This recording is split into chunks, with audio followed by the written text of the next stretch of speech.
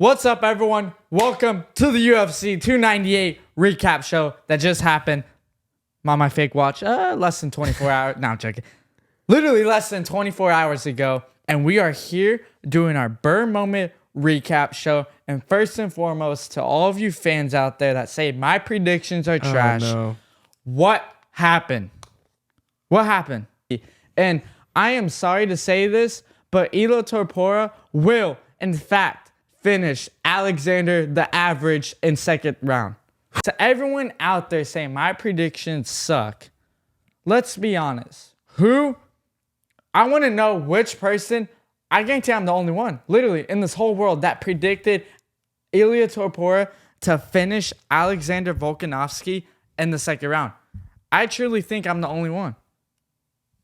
I think I literally, because everyone doubted Ilia. Everyone thought Volkanovski was just going to run through Ilia. Nope. But don't get me wrong. Alexander Volkanovski, I'll keep this short. You were a heck of a champion for the 145 division. And you have all of my respect in the world because what you did in that division, no one can do. And props to you. And I hope your career is nothing but the best. Here on out, take some time, let your chin heal up, and then come back. If not, if you retire, just... He ain't retiring. Great Volk career. ain't going out like that. No, That's not the Volk. Yeah. I know. And let's be honest. Volk was fighting a great fight. He was doing everything that you have to do to beat Ilia Topuria. And that is number one, being first. He was first to every exchange there was. Number two was volume. He was peppering him with jabs. He was peppering him with the leg kicks. And that was the biggest thing. The leg kicks. If you can kick Ilia Topuria, you have a shot. But he got caught. And that is the dangerous thing with Ilia Topuria because no matter how down and out he is, he can always come back. And I'm not saying he was down and out in this fight because it was a very, very close fight in the first round and the second round. They were pick'em rounds. But even when he wasn't even fighting at his best, he still put Alex Volkanovski out. Completely out. And it was incredible to watch. But the biggest mistake that Volkanovski ever did was taking the Islam fight the second time. Why do you need to do that? You were trying to be the hero. You're trying to be the company man. Yeah, that's cool. But you lost to him with a full 12-week camp. What makes you think you could beat him on 10 days? And I know I'm playing Monday morning quarterback, but Volk has to have some people around him that's like, okay, Volk, you know what? Let's just rest. Let someone else take this opportunity. Let's heal before we take this fight. And he didn't. And he paid the price. And like what happened to Roy Jones Jr., it's an unfortunate burn moment for Volk. What happened to Roy Jones Jr.? He got knocked out, and he was never the same. And that's tough to see because I'm a big Volkanovski fan. But giving all the credit to Ilia Topuria, he did it, man. He did it when a lot of people said he couldn't do it. I said he couldn't do it. That's for sure. Freaking proved me wrong once again. But me and Priest are here for our burn moment recap. So me and Priest are each going to pick one burn moment that we saw out of any fight of the night. Keep in mind, a burn moment is just a really hard time in your life, or in this case, a fight where a fighter has to overcome something to ultimately get the win. So Priest, kick things off with your first burn moment of UFC 298. My burn moment is going to Ilia Topuria. His burn moment occurred that whole Josh Emmett fight. Let's be honest. Who really knowed Ilia Topuria going into that fight week? Not too many people. But after that fight, and after he made that statement victory over Josh Emmett, everyone knew who he was.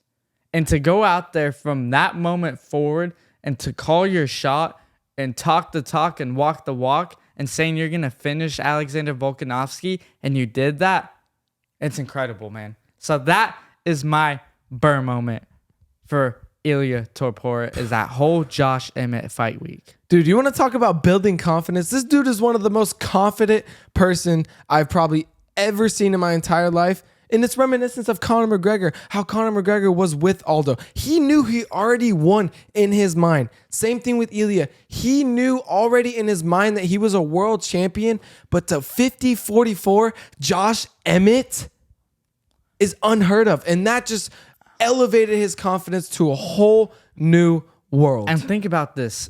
If Ilia Topuria didn't beat Josh Emmett, or maybe had a split decision, a close fight, I don't believe he gets a title shot. No.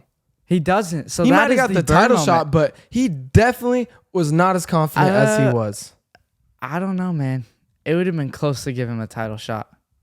It would have been close. but I'm just saying that. He's the freaking champion now, so we don't even have to talk about that. But what an amazing performance. Good pick.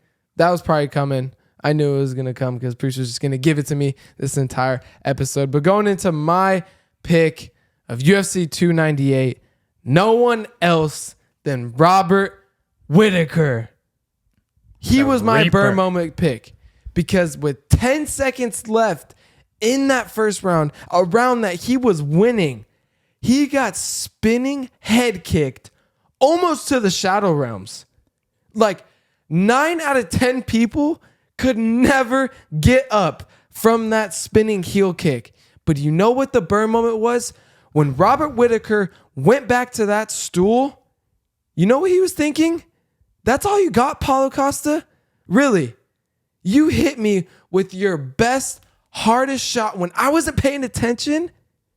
That's all you got? And it showed for the next 2 rounds because he took it to Paulo Costa. He was meeting him in the middle of the octagon. He didn't care if blood was spilling out of his mouth because this is a new Robert Whittaker, a rejuvenated Robert Whittaker that will win the middleweight title again. And mark my words on that. And he is hungry for the belt. We saw it all fight week. He was determined that he will beat Paulo Costa. And you know what Paulo Costa's head kick was equivalent to? A baseball bat strapped with a 9-iron attached to it at the end of it and slapping you across the head. That's what that head kick feels like. And not too many people can get up from that head kick. And how he did that is the unthinkable. You know who can get up from that head kick? A champion. Because they have the heart, the determination, and the mindset that 99.999% of people will never even come close to. And that is what a champion is. And Robert Whittaker was a champion, is going to be a champion, and is a champion in his own right. So shout out to Robert Whittaker. You did it. That's my burn moment pick. And I cannot wait for you to get that rematch against Dricus Du Plessis. And that's going to be a heck of a fight. So Phoenix had a good burn moment pick with Robert Whittaker getting up from that nasty head kick. And my burn moment was that fight week of Josh Emmett and Ilia Topuria. Because let's be honest, no one would have known who Ilia Topuria is if he didn't beat Josh Emmett. But there is this guy from Manaus, Brazil. He is coming. And you know what his name is? Diego Lopes. Diego Lopes will beat Sodiq Yosef April 13th in Las Vegas, and he will get a top 10 opponent and wipe through them, and he will face whoever the 145-pound champion is by then, and he will win. And he will become one of the biggest superstars.